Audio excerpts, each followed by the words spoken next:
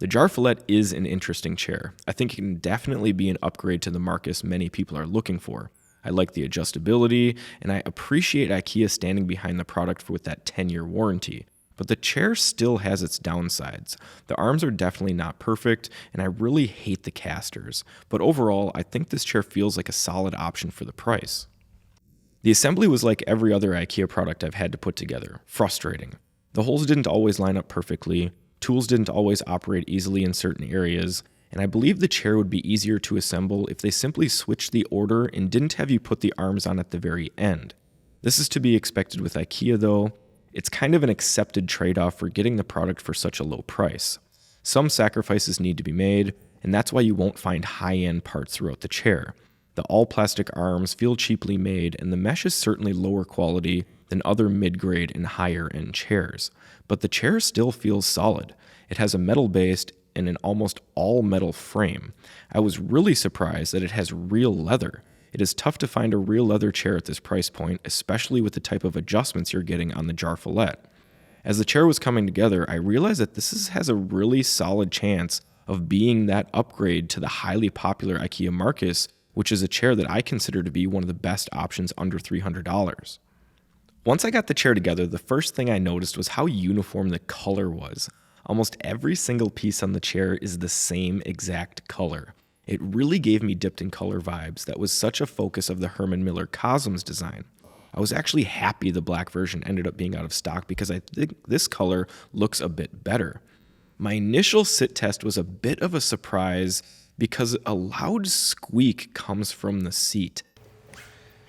I'm not sure if this happens with all Jarvfjallets or just ours, but sitting down in the chair will usually cause it to make some type of a squeaking or squealing sound. Air builds up in the seat cushion and then produces the sound once you sit down. I also found though that it would make the sound after you had been sitting in the chair for a while and just kind of shifted your weight, which is definitely something that I would find to be pretty annoying if it was happening while using the chair for extended hours. I'll definitely have to put this to the test and get in this chair for an extended period of time just to see if that works itself out. Even though the seat has the issue with the squeaking, I did like the rest of it. It's fairly large and it doesn't have an aggressive contour or hard edges. It is more on the firm side and doesn't feel as thick as the Marcus's seat, but I still found it comfortable for the short time that I used the chair. One thing that I really like is that they added a seat slider function. This is something that is missing on the Marcus and really helps to ensure that the seat fits you properly. The tilt on the chair has a nice motion, and I like that you get multiple locking positions, but I did notice that it doesn't have any tension adjustment. I'm 5'9", about 170 pounds, and I find that the tension is a bit looser than I would prefer.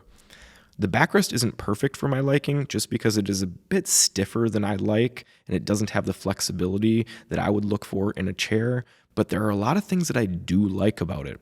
The lumbar support works surprisingly well. It is a huge upgrade to the permanent poking feeling the Marcus gives you. The pad is large, soft, and adjustable. I find that it offers a good amount of support without being a nuisance. I also like the high, skinny backrest design.